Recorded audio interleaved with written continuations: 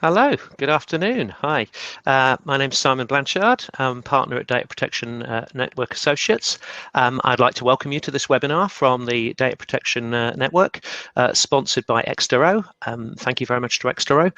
It's entitled, What Have We Learned About Data Retention Since GDPR? So thanks everyone for joining us. We're delighted to have you with us for what should be an interesting and insightful hour. You can ask questions to the panel as we go. There's a button actually on your screen for questions that I'm sure you'll see on the right hand side. I believe it is for you. Some of the questions that some of you have actually put in advance, though, we've already received quite a lot of questions actually, so thanks for those. We plan to get straight into those shortly. Just to say, we often get the question, are we recording this session? Well, yes, we are. It is going to be available for you to view again if you wish, and you should receive a link to the recording around about this time tomorrow, so 4 p.m. UK time tomorrow. So on your screen of the panel, we're going to be introducing everyone in just a moment or two, or letting everybody introduce themselves. But just if I kind of load up our first slide just for the moment, if you'll bear with me. Just going to pop those on the screen. There we go. As you can see, what have we learned about GDPR, about data retention since GDPR? So I say we're going to be introducing the panel in just a moment. I just wanted to tell you just a little bit about ourselves as Data Protection Network. So there's a screen just about us. So yeah, we're a data protection consultancy. We're here to kind of help clients both large and small with all sorts of kind of data protection and privacy matters. We publish a wide range of useful articles that many of you may have seen on our website, and guidance as well. We have kind of opinion pieces as well, alongside kind of the upcoming events and things on the website. So it's Data Protection Network, or DP Network is actually the email address, sorry, the website address, dpnetwork.org.uk. We also provide training workshops for your teams who handle personal data, always kind of practical and engaging sessions, and we use relevant examples wherever we can to kind of bring it to life for your teams, which kind of we really find kind of helps improve that learning experience. And of course, we run a range of events like the one today. I just wanted to mention also that we've got another one of these webinars coming up next week, which is around supplier management. So if that's something that you'd find of interest, please visit our events page for some more details and sign up. So I'd just like to thank our sponsor as well, Extero, for their kind support today. And also introduce our host for today, which is Robert Bond, who's Senior Counsel and Notary Public at Bristow's LLP. So over to you now, Robert. Thank you. If we could move to the next slide, just to introduce our sponsor that Simon mentioned, Extero. They are one of the leading vendors in compliance, and as you can see, they have a number of technical solutions to help with compliance, not just for law firms, but also for clients, multinationals, etc. And we're delighted that they are sitting behind this webinar today. If we could move to the next slide, please, Simon. Simon briefly introduced me, and yes, just to confirm, I'm a Senior Counsel and Notary Public with Bristow's law firm in London. I also chair the advisory board for the Data Protection Network. And I have been doing data protection for 36 years now, I think. Just a bit about data retention. Most of my clients are multinationals from all sorts of sizes, and then charities. And I know we've got a lot of questions that have come in today from organizations large and small, and I'll be managing the Q&A session. Simon has introduced himself, so I'm going to now ask Julie if she can introduce herself, please. Thank you, Robert. My name's Julie Varco-Cox. I'm the Data Protection Officer for Serco Limited. Serco is a multinational organization. We do many outsourcing for government. We have about 35,000 employees in the UK and also in Europe. And I also am head of regulatory and compliance as well. Thank you, Julie. And Deluki, please introduce yourself.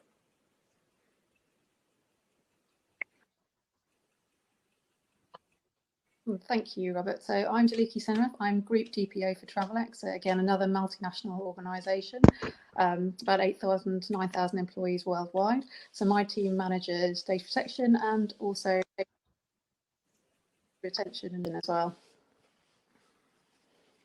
Thank you. And moving on, Simon, back to you. And I think we're going to are we going to do the poll now? Can we do it just after the slides, if that's okay, Robert? Of course we can. Yeah. So just a few slides really to set the scene for us today, and as Robert said, we'll then kind of do a little audience poll, which will be quite interesting, I think. So first of all, just a quick refresher really around data protection, make sure we're all kind of on the same place really, I guess. So general kind of principles around it. We should not keep personal data for longer than is absolutely needed for specific purposes. So again, purposes that we've specified to the data subjects whose data we're processing. We need to understand the kind of statutory and legal requirements that there are around holding data. So will certainly be something that we talk about in the course of this hour. We need to be able to justify how long we're actually keeping the data for as well. We need to have a clear policy, which people do know about in our organisations, around how long we're going to keep that data. Schedules that clearly define how long our data retention periods are, which means that therefore we need to make decisions about specific periods and communicate those to the organisation. We need to get the business to kind of implement these periods, obviously, with regular cleanups and make sure that we're implementing it to delete the data when we no longer need it. And also what we do at the end of the period, we'll talk a little bit about what we actually do. Do we have to just erase or delete that data, or are there some situations where we can anonymize that data? So why does this make sense? Apart from the fact that I guess it's good common sense, it's also no longer lawful to keep that data when you no longer need it. It's only going to be lawful to keep it while the organisation can actually demonstrate that it has a need to retain it. So in terms of the benefits, though, the data that you don't have, obviously, it can't be breached. And I think I'll show you some examples shortly of how that can be, very relevant here. Doesn't require, therefore, any additional kind of security measures to protect the data. When you get subject access requests or erasure requests, it's not going to be discoverable. So it's not something that you need to worry about from the point of view of information rights. And I guess the key part, it can't just come back and haunt you in the situation of a breach or anything like that. Once you've cleansed the data and you've deleted it, it's not going to come back and haunt you. It also means that it cuts the kind of risks of fines and reputational damage and all the kind of the negative sides that you could have if you held on to data for too long. So a number of very good reasons why we need to take data retention very seriously. So in terms of what good looks like, first of all, just having, understanding what data that we're processing, having a kind of data inventory that makes it very clear what data we're processing and what purposes we're keeping it for, and having a record of that. As we said, having an up-to-date retention policy and a schedule that we've communicated. And I think some of the areas that we're going to talk about today is how we kind of bring this to life for people. How do we operationalize that process with things like periodic reviews and making sure that everyone knows what to do in, when it comes around to that period that we have to actually delete the data. Another really important area is, many organizations have got their suppliers or data processors that we kind of outsource processing to. We shouldn't forget those at all. A lot of our processing is done by suppliers, so we need to think about how do we communicate and manage the arrangements that we have with those suppliers. We need to confirm kind of our actions we have in line with our policies. So as I said, do we destroy it? Do we anonymize it? Can we, in certain situations, we may be able to justify keeping it longer, or in fact, in some situations, we may need to keep it longer, legal hold, things like that. So we'll talk a bit more about some of those situations. And obviously then just repeating that process regularly because, as time moves on, data gets older and older all the time. We have to keep doing this regularly. So I wanted to pick up just a few kind of examples of enforcement action that you need to, I think would be good to just make sure that we're all aware of. So I've got a few examples, got 4 in total, 3 on this slide and 1 on the next. So the first one I wanted to mention was Cathay Pacific. So the ICO actually fined Cathay Pacific £500,000 for a huge data breach. This took place between October 2014 and May 2018, when Cathay Pacific's computer systems, the ICO said, lacked appropriate security measures, and that led to customers' personal data being exposed. So this fine, actually, so quite a large fine, £500,000, that reflected just 111,000 UK citizens out of a worldwide kind of data breach of 9.4 million. So the UK was a relatively small part of that. But as part of the investigation, the ICO found that the data retention periods for Cathay's loyalty scheme in particular were far, far too long. They found that the records would only become inactive if an individual had requested that their account or their membership be terminated, or in fact if Cathay were notified of a death. And even so, at that point where they should have, where the data should have been deleted, even then they only purged data off the system some 7 years later. So we can understand how the link there very much between data retention and data breach scenarios. So second one I was going to mention was doorstep dispensary. So the ICO kind of fined this London-based pharmacy £275,000, and this was for failing to ensure the security of special category data. So it's about 500,000 documents, and that included some quite sensitive information, so things like date of birth, NHS numbers, medical information, prescriptions. These were actually kept in unlocked containers at the back of the premises in Edgware. They were not actually sufficiently protected from the elements either, so some of the documents got water damaged. But the situation in this case, why it's relevant for us, I think, here, in terms of data retention, is that the situation was made a lot worse because some of those documents were found to be kept quite a lot longer than was necessary. And therefore, I think that had an impact on the fine that they had, would otherwise maybe not have been so big had they not been keeping data for too long. There's also, just to show it's not just kind of UK experience, I'll give an example here from France of Sergic. So in July 2019, this is the French Data Protection Authority, CNIL. They announced that they'd levied a fine of €400,000 to Sergic. That's the French real estate service provider. And this for a couple of things. So first one was failure to implement appropriate security measures. And secondly, failure to have defined data retention periods for personal data, and this was for the unsuccessful rental candidates. So again, another example that kind of links these two parts together. So just kind of to summarize, in terms of these three cases, I think this illustrates the need to store personal data securely with the appropriate measures, to set an appropriate retention period, make sure it's well communicated across your organizations, and to make sure that you do have the processes in place to destroy or to anonymize the data in a timely manner when it's no longer necessary to keep it. If I just kind of move on to the next slide, there's something else, one more case I just wanted to explain, which is one from Germany, actually, this time, the Deutsche Wohnen. So in 2019, this was the Berlin Commissioner for Data Protection and Freedom of Information issued a fine, so a very large fine of €14.5 million against Deutsche Wohnen for violations of the GDPR. So this fine was actually for storing personal data of tenants, so for two reasons really. So storing data without a legal basis, and secondly because the data archiving systems that they had did not allow the company to delete obsolete data or data they no longer needed. So it's an interesting case in terms of data retention, particularly in terms of the scale of the fine too, I think. But first, I should explain that this ruling was actually declared invalid by the regional court, who were concerned that the Berlin Commissioner had not kind of specified the acts that the Deutsche Wohnen management team that kind of supposedly led to the violation.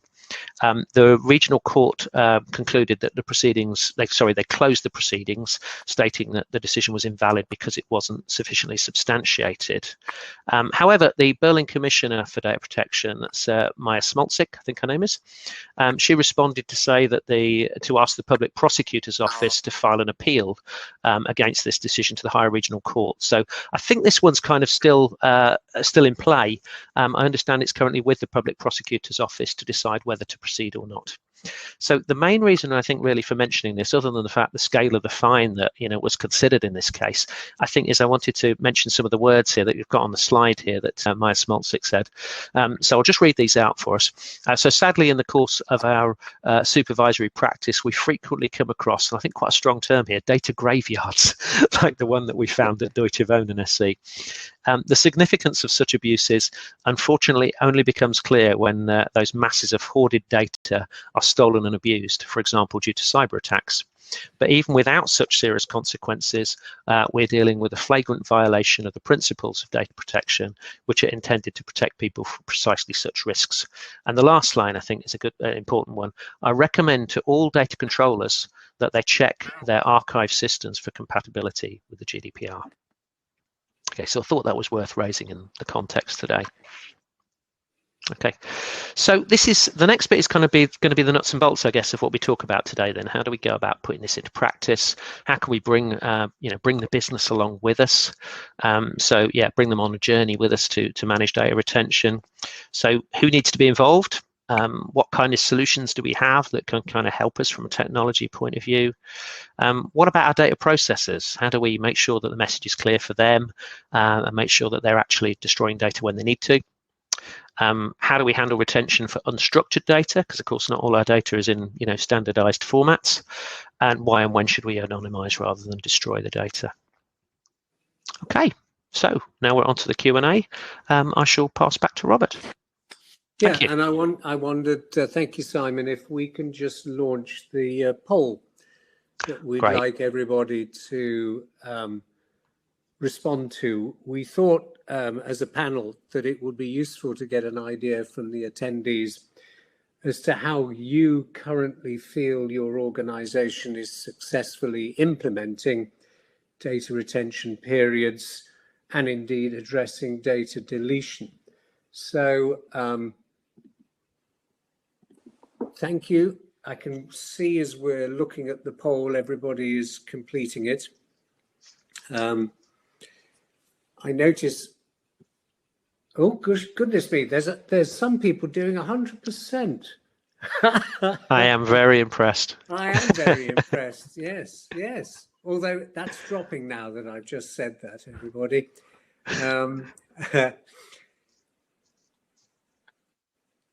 I think we're nearly getting there. Yeah, I think we can probably close that poll, but just to let you know, about 34% said we're 50% sure, 32% said 25% sure, 17% said 75% sure, 4% said we're 100% sure we're successful, and 10% said not at all.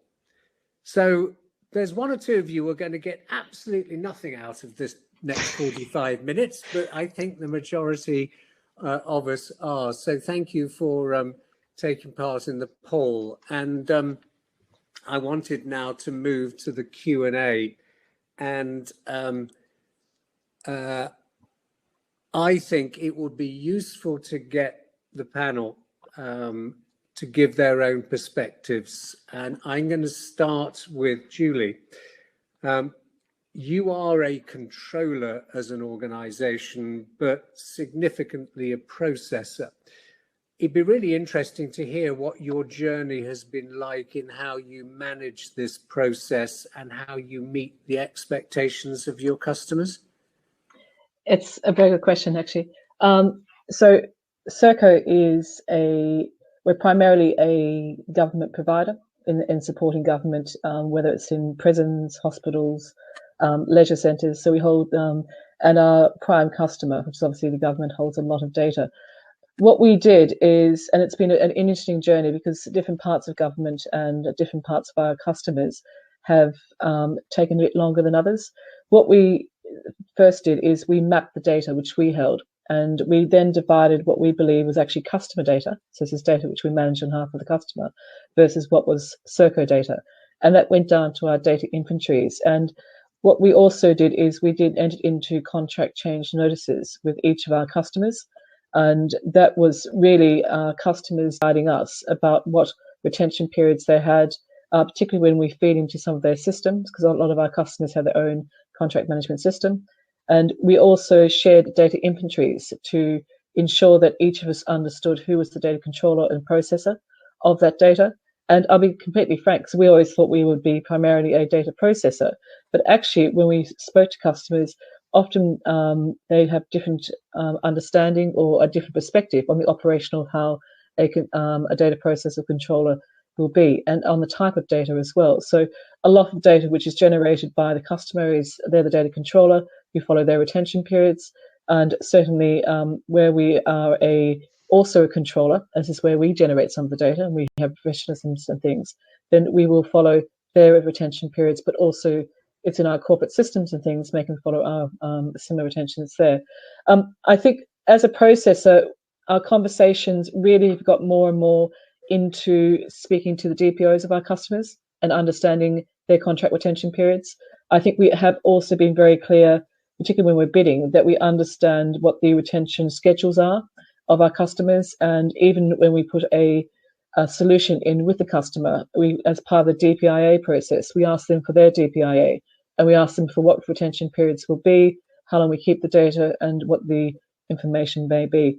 I think the other side for a processor to think about is not just at the beginning of a contract, so when you do a DPIA and things, but when you exit a contract too, because often you'll have contractual obligations. So, for example, one of our contracts, we found that it said that we had to dispose of the data all electronically, and we had huge amounts of thousands of boxes, and we actually had to make sure that we managed that process in the right way. So I think really understanding the data inventories, the DPIA of your controller, your customer, and also making sure your retention periods is understood across your business.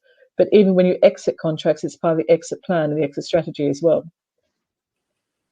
Thank you. So I'll probably say this again later on, but I still come across as an external lawyer with some departments and clients saying, well, no, we keep data forever because you just never know when it might come in useful. And to pick up on the graveyard thing, I think there is this huge risk that what you've got is actually of no value at all. In fact, it's toxic. And it probably is important for management to understand that not having the data sometimes is as valuable as having it. Deluki, if I can turn to you from Travelex's point of view, operating in a regulated sector, how have you approached data retention?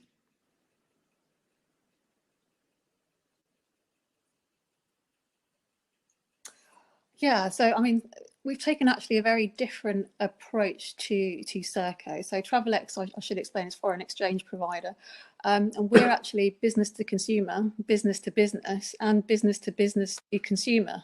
In that we white label our services for other customers as well. So we deal with information both as a controller and as a processor as well. And often that information will sit in the same databases because obviously it's the same platforms and the same inventory. So what we have tried to do, similar to Julie, is firstly inventorize all the data that we have, our customer data, our employee data, the data that's regulated, our AML, KYC data that we have to keep for fraud purposes, and we'll set those retention categories according to the data that we have. The next thing we wanted to do is kind of harmonize those retention periods across our business. As you can imagine, a company goes quite organically. It takes on the retention periods of its customers, it takes on its own retention periods. And so you might have signed up to contracts that say a 10-year retention period for one customer, 5 years for another, 7 years for another. Again, how do you harmonise that in systems where you've got a system you can't apply multiple retention periods? So what we've tried to do is go out to our customer base and say, look, GDPR has come into force a long time ago. We have a contractual retention period with you of say 10 years, but actually the statutory minimum or maximum that we should be holding this is 5 years. And renegotiating that contract and trying to bring them into line with our retention policies. I think first and foremost for us is having that good data inventory, that good data mapping and clear records of processing, and setting that clear policy and retention schedules for each category of data that we've had. So it becomes a lot easier to point to that retention schedule because you've already thought about the data that you're going to be holding and what you need it for. When someone comes to you and say, oh, can we hold this data just in case we might need it? You can point to that schedule and say, actually, we only need to keep it for this long. And then you can discuss options like anonymisation, having data sets, taking out the identifiable information to help them, keep some value from that data, but taking out the actual the risky information from it, taking it out of the scope of data protection law. Of course, that has to be done very, very carefully to make sure it is properly anonymised. So essentially, it's a journey. It involves the whole business. It's not just a data protection problem. It's not just a compliance problem. It involves the whole business. We operate the first line, second line, third line model. So we have our first line, which is our customer facing employees, our retail staff, customer service, even HR to some extent, and then we have our compliance colleagues, legal, cybersecurity, and ourselves who set those controls, and finally the audit team who will monitor and sort of mark our homework. We'll do our own monitoring testing program as well. So essentially, it requires us all to pull together. But the foundation of our retention program is having that good mapping exercise and having a robust set of data retention policies and schedules. Wonderful. And if by magic I see a questions come in, which is definitely for Simon, the question is, and I'll ask the question and then just explain before I hand over. So the question is, where can a definitive guide to the statutory and non-statutory retention periods be found? I should explain that probably 18 months ago now in the data protection network, we realized that actually there isn't, as far as we could see, one place that told you definitively you keep this type of data for that period and that type of data for another period. And DeLuca's just said, and indeed Julie said the same thing, which is you need to understand the different types of data that you've got, some of which will be personal data, some will be special category, and then some of it will simply be business confidential information. And in I think Julie and DeLuca's case, it will be that of customers as well as your own. It's not a simple thing. So I don't know, Simon, as an external provider guide, what are the sort of thoughts you've got as to where do you start in trying to put something together that is not like we used to have, we keep data no longer than is necessary, full stop? How do you put something sensible together? No, I think that's a really good approach, Robert. I think the key thing, as you said, we produced the guidance a while ago, actually, which I think is probably worth referring to, because I don't really think there is one specific place that you would go to for all of the different kind of statutory and non-statutory periods that you might consider within kind of your retention policy and schedule, because it really depends on, it's going to be different for every business, because businesses are going to be processing different types of data and they're going to have different purposes. So you need to be very much, I think, as everyone here has said, really, you need to be very mindful of how of what those purposes are that you're processing for and where your data is across your systems from that point of view. So we took the view, we knew, as Robert said, we knew this was a topic of interest, so we decided to create some guidance on this. It was published June 2020, so a year old now. I'll just tell you a little bit about it, because I'll explain kind of why that's relevant, I think, for this. Is that the guidance was developed in conjunction with a panel of data protection experts, kind of representing a wide range of backgrounds and sectors and all sorts of different businesses. The guidance is available, by the way, on the website, so dpnetwork.org.uk.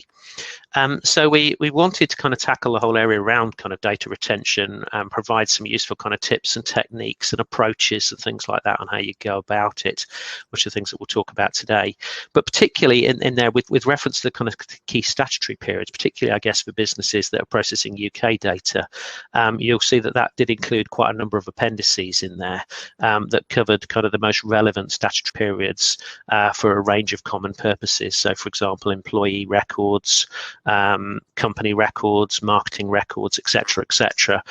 So we produced a number of schedules there with examples pointing out where the statutory requirements and where we didn't have statutory requirements. We tried to kind of seek the panel's opinion on what did we think was realistic for different scenarios. So again, it's more as guidance for businesses, because again, where there's no statutory guidance, a business should work out for itself what's appropriate in its own kind of sector and its own environment and the data that it's processing. But there's some useful guidance notes, I think, in there available for people, which hopefully you'll find useful. Good, thank you. One of the other questions that we've had in, and I'll come to DeLucchi first and then Julie second. So the question is, if you're a controller, can you ask to see the data retention policy of your processor? DeLucchi.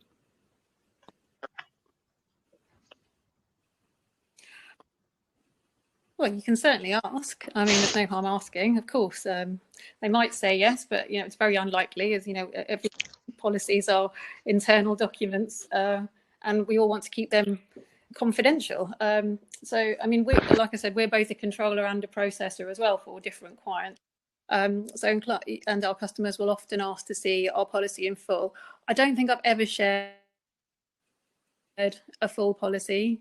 I may share an extract from it. I have often shared actually the index from the policy just to give a flavour of what our policies do cover.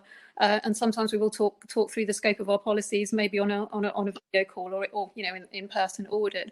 But certainly don't feel any obligation to share those internal policy documents. And if you need to agree a retention period, of course you can do that within the data processing agreement or the contract as well. That's not something you need to share via a policy. Yeah. Good. And I know, Julie, from your point of view, you clearly do get questions about what your approach is. How do you deal with those? It's a very good question. I think, again, we will share our policy. I'll be completely frank. We have an overarching retention policy, and that is, I think, helpful for our customers to see how long we keep it. I think it's also helpful with the data inventories and the data mapping you do, because often, as DeLucchi said, you actually have data sets or types of data, particularly when it comes to medical information or high risk data to the data subjects. But having a consensus on understanding how long you keep that data for is very helpful. And when you actually do the data mapping or the data inventories as a processor with your controller, it is helpful at least to see an extract or to understand the rationale of why we would keep certain data for certain periods of time as well. And I think, as DeLucchi said, it will vary between controllers and processors. Often our customers, we have one of many suppliers, so we need to adhere to their processes and their retention periods more than anything else. I think also when you do the DPIA, even understanding of the retention periods and the rationale behind that, which often comes through the policy, is very helpful understanding on both sides as well. Okay, and I've got another question here, and Julie, I'll start with you.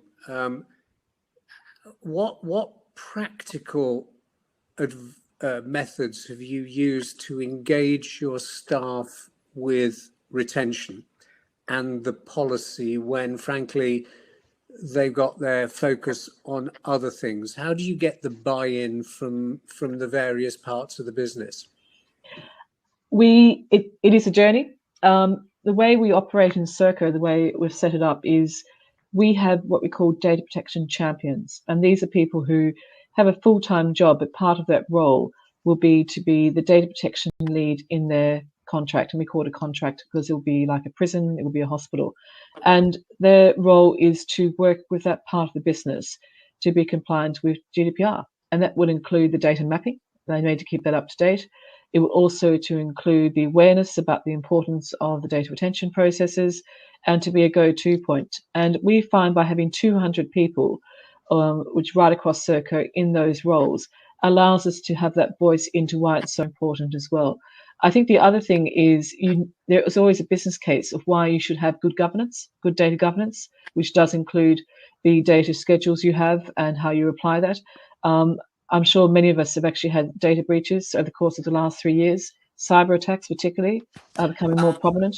And it's important that you do minimize the data very much for we talked about at the beginning of the presentation that was presented, that to reduce the risk, to reduce the things. So actually hiding the risk, if you have a data breach, what the consequences will be if you hold on to data you shouldn't. And I think often you'll find regulators, not just the ICO, you may have a minor breach, but actually if you're holding a lot of data, that could be worse for you than perhaps the actual breach itself.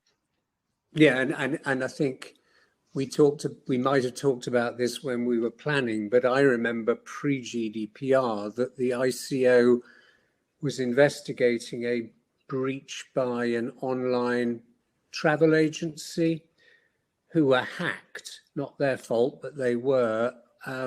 What happened next was, as the ICO said, 3 times worse than it would otherwise been, because they'd got credit card data that was so out of date. There was no reason why they should have it. And, you know, we're back again to the toxicity of the data. And I'm just going to go to Luki here.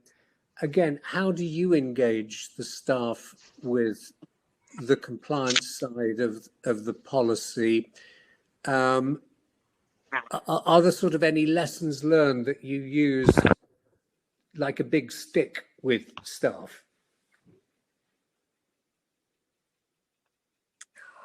Well, in my experience, there's only so far that tales of harms and enforcement action will take you, because they've heard its death for about GDPR since 2018. I mean, I find you really need to give people a healthy incentive so that they actually want to comply. I mean, get that magic buy-in. For example, talking to IT about reduced hosting cost or faster system speeds, talking to marketing about a database full of people who actually want to hear from us that they can run more accurate analytics against. So, and fundamentally being a company people trust with their information and want to give it to. I mean, that's the kind of thing that will get people excited. Well, I mean, excited is a strong word, but at least interested enough to take what we're saying on board.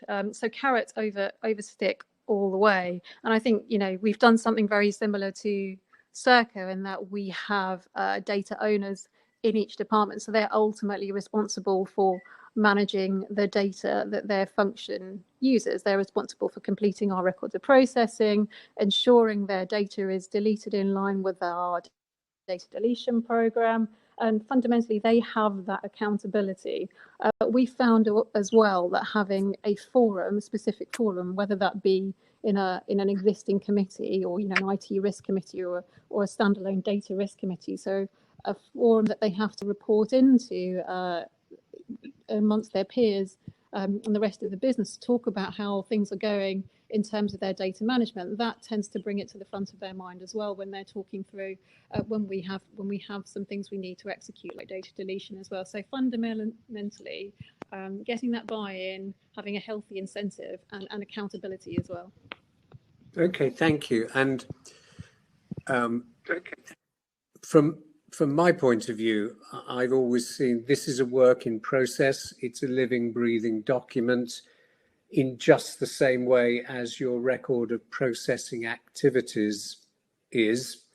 And I wondered, Simon, could you talk a bit more about the interface between data retention and destruction, and then what you need to be thinking about your ROPA, and indeed how does your retention policy help you when you get an aggressive subject request? Okay, yeah, so there's a few bits there. I'll just try and work those through kind of one by one. So the first one, I think you're asking me about how you actually apply the process when you get to the end of retention period. That's the first bit, really, Robert, or have I misunderstood that? No, that's fine. Yeah.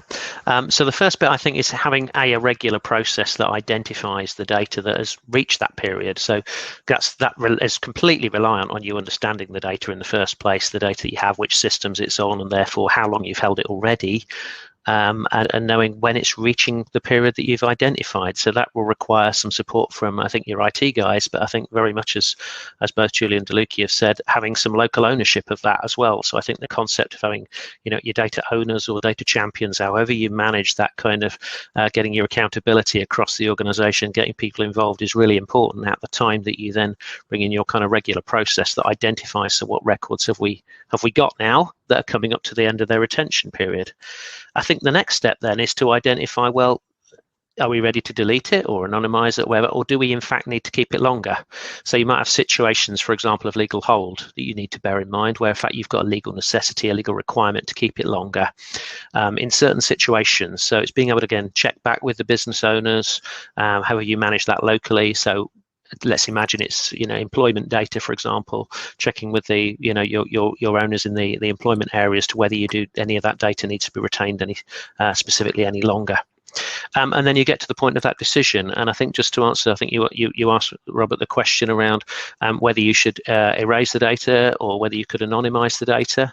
So I think that's a valid thing that for businesses to decide. So first of all, let's look in the digital domain. First of all, if you've got digital data there, you can delete that data when you know that it's you've reached that period and there's no reason why you need to continue holding it. Then yes, you should be deleting it. Or alternatively, you might find that there's management information reasons, for example, where you need to hold it, or in fact there might be system limitations. That's another situation that you can have sometimes. So let's just tackle those two. So first of all, where you want to still receive management information, but you can do that in an anonymized way. So you no longer need to keep all the personal identifiers, the personal information, but you want to be able to identify, for example, how many records that you've had for certain periods or in certain segments, etc. So effectively, you can depersonalize that and hold that as anonymized data still, and take out all of the personal data relating to it and hold it as an anonymized form. So in many situations, I think management information is the most obvious reason that you'd need to do that. Sorry, I think there was another bit actually on your question, Robert. Have I missed anything? That'll do. I probably went on long enough anyway. That's fine. And then I'm going to just coming back, and I'll start again with you, Julie. How practically do you deal with the end of life of data? Is there a process that's both technical and operational to deletion? Do you really delete everything? What do you think? It's a very good question. And the answer is we do. We look very closely at this. If I just take our employee data, because we're data controller there, when GDPR came on board, we spent a lot of time looking at our employment systems. And even for each of our employees, we have a profile that might be their payroll details, their bank account details. And we spent a lot of time actually mapping for each of the fields what information was in there. And once we did that, we then applied our data retention policy, and we actually put a set period, for example, maybe 7 years after an employee leaves, or for payroll, things like that as well. And we then actually spent quite a bit of time, but also with the IT teams to actually automate that. And now we know that we do delete it. And when an employee either exits the business or they may go to a different role, then that automatically triggers through the systems that data is kept or is deleted after a certain period of time. I think the other thing we looked at is the physical files, and no doubt many companies have a legacy of HR folders, CVs, all those types of things. We actually went into our document storage where we outsource, and we had thousands and thousands of files, and probably some files we went back and we looked at the profile of what the data was. Did we need to keep it? Again, we applied the retention principles behind that. Similarly, with any new systems, when we do the DPIA, and this is particularly our own systems, and we're continually enhancing our IT, but also our employee systems and things as well. And we always make sure that we do a DPIA. I think it was mentioned before about the governance behind it. So you have a committee that requires, as part of that, protocols for that committee to say, what's the retention period? Have you done the DPIA? Has it been covered? And I think it's easier to do new systems rather than old and the legacy. So we are continually enhancing it. I think another thing we found very helpful is we gave a direction. We have over 450 sites across the UK, and a lot of employee data, even things such as people's PDRs or even their records, medical information is held locally. We centralize that into what we call our HR teams, and we said everything is held in one area, as in one database. And what that meant was that people could access that data, the right information, but also it gave us a good opportunity to remove a lot of the data and actually make sure that a lot of data was destroyed. or and particularly we could understand what data we held. That again went down to the data protection champions working locally and the data inventories as well. So we have done quite a bit. We continue to enhance it, but certainly it's something which needs to be part of that governance, that processes and the conversations you have, continue improving it as well. And I'm sorry just to stick with you there, Julie, but you're talking about working with local champions. I think it's worth me saying, and no doubt you confirming, we've got a problem, haven't we, that it's not the same in Germany when you keep HR records as it is here. And in fact, it's not a level playing field at all, is it, despite GDPR? Absolutely. And I think the key thing is GDPR didn't really change anything on data retention. The responsibility of all organisations under the previous Data Protection Act and good governance was always there. It probably heightened it and heightened if we got it wrong, what the implications could be. So you're absolutely right. There will be different parts of the business. Like in our hospitals, we have medical information. We keep that for longer. In different jurisdictions you operate globally, you will have different rules behind that as well. And I think even for business purposes. But I think the key thing is you need to justify why you're keeping that data. And it just doesn't go down to your data retention processes or schedule. It's more about what's the business case of why you're keeping it as much as anything else.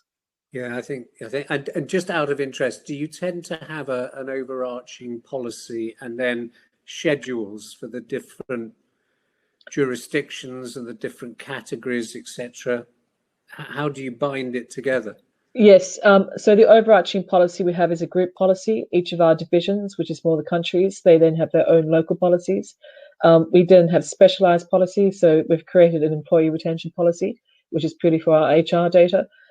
So that, although they're not necessarily schedules, they do link in to the main policy that actually applies right across the board. Okay. And just picking up on that, Simon, obviously quite a number of the people on the call today are from SMEs, and particularly we've got a number of charities. Can we learn from what Julie's describing at the sort of higher end of the scale? And does that work when you work with a smaller organisation? Can you take the same approach?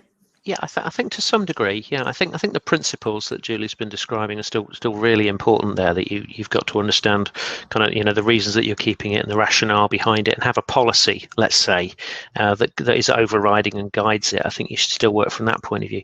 I guess the challenge for SMEs is probably very much a resourced kind of related ones, and maybe the scope of their processing might not be as deep as for larger organisations. So from that point of view, I guess it's trying to focus on getting the basics right first, making sure that you don't try and bite off more than you can chew. I guess, especially with a topic like this, you do need to be able to take it, I think, piece by piece in a logical fashion. So I guess my key advice for smaller organisations here, for the SMEs and charities is again, just make sure that you understand the data that you've got and how you're processing and what you're processing for, and then try and build some your records of processing as such, which I appreciate for smaller organisations, they may not have to build a formal kind of Article 30 record of processing like larger organisations do. Some will, some won't. But from that point of view, having some records that you can then link up your retention policy and to try and step by step build up your retention schedule, so that you understand for the most important data sets how you build that going forward and set your retention periods. But trying to do that in a manageable way for your organisation, I think, is the key challenge really. And especially we work with quite a few charities and SMEs that it's something that they do need to kind of work through kind of step by step, rather than try and do everything in one big go. So there's another question come in. Sorry, Simon, it's probably for you again. Is it risky, or is it sensible for smaller organizations to simply apply a standardized period depending on the purpose of processing? Like Julie was saying, 7 years for HR, and it might be 6 years for corporate records. Is that reasonable or risky? I think kind of in general there's something there, but there will obviously be some exceptions to that. I think that's the key thing. So you do need to be mindful that that's not going to work in every situation. So taking employment records, for example, or health and safety and things like that, depending on exactly what the sector you're in and what kind of, what your organisation, why your organisation is processing it, there might be different arrangements. So for example, there's some employee data that you need to keep for 40 years. for example, specific health and safety related data, for example, that you might need to keep for up to 40 years, for example. So you do need to be mindful of those kind of situations. But I think in general, you can have some basic kind of principles in place and some basic guidance that you could then maybe build on, rather than make it too complicated. But I think you do need to be bearing in mind that, you know, in different situations, you're going to have to flex that a bit. So another question that we've had in, and DeLucchi, I'm going to throw this one to you first. The question was, what do we do differently with unstructured data and non-personal data? And I wondered how you might have approached that at Travelex. Yeah, I mean, the unstructured data is always a difficult one because obviously it's saved in areas without using a naming convention, or it could be in SharePoint sites where it's not structured. It's a lot far harder to find and kind of seek and destroy almost. So if something's in a nice structured database format, it's a lot easier to manage in some respects. So we treat our unstructured data in exactly the same way. So the same retention periods obviously apply, the same categories will apply as well.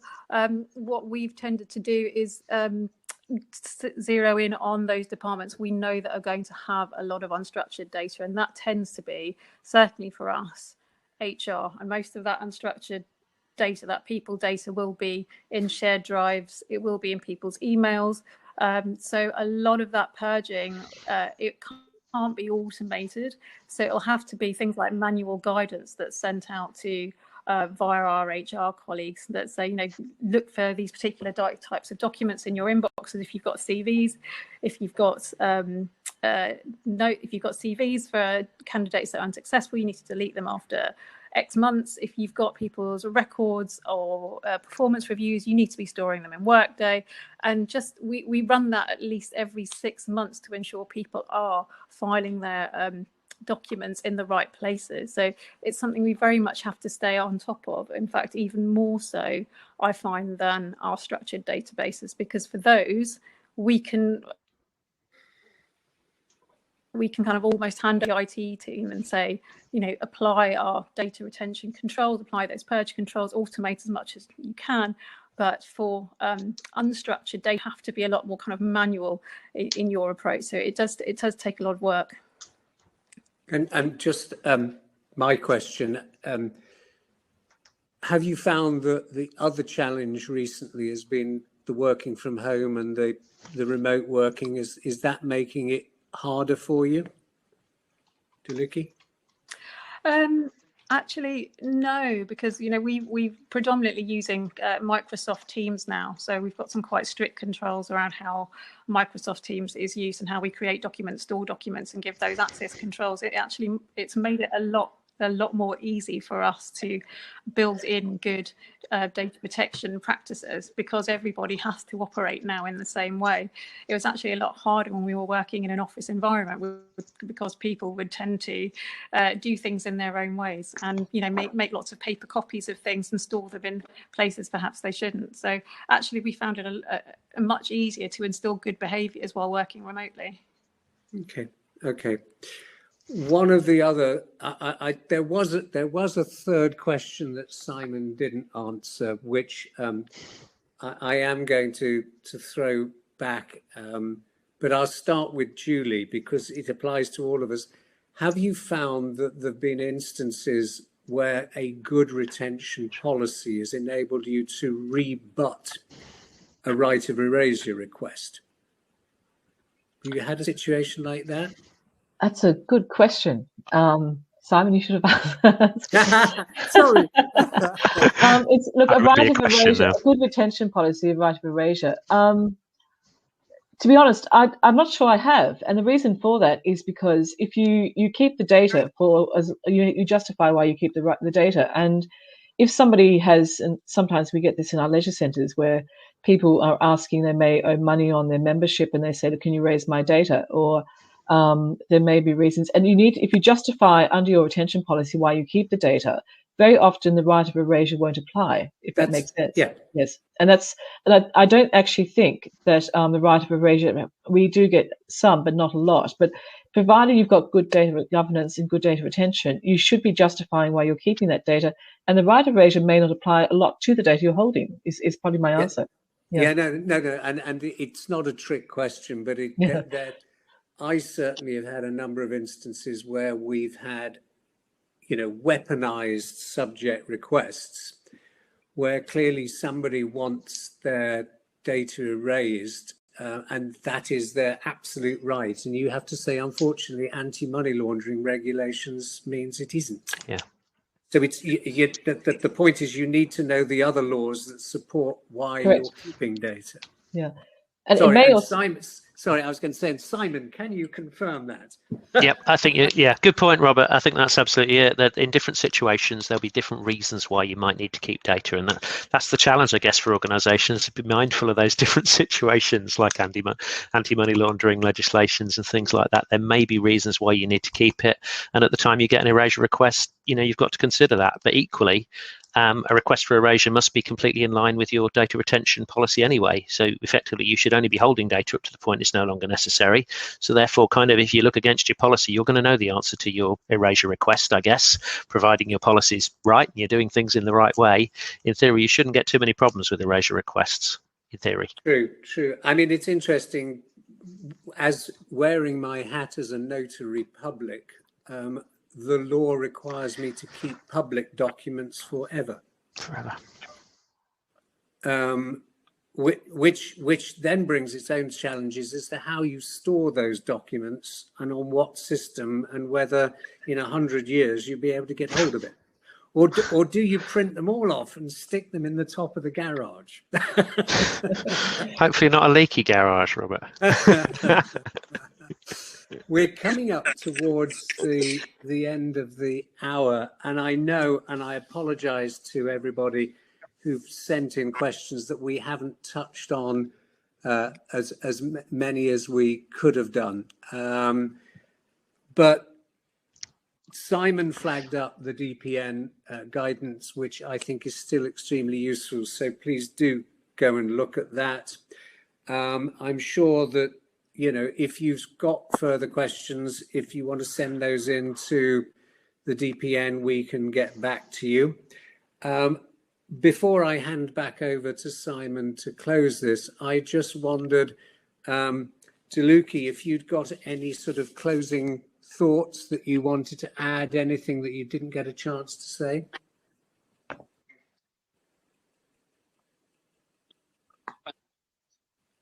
No, thank you, Robert. I think we've covered quite a lot. I think just to reiterate, I think the key is really with building that ownership and accountability with data retention, and building those relationships within the business of getting people on board to support your policies and schedules. It's really hard to do something in isolation. I find data protection professionals in other companies, they do tend to take on a lot on their own, but I think it's really important to remember that thank GDPR you. And Julie, any closing thoughts?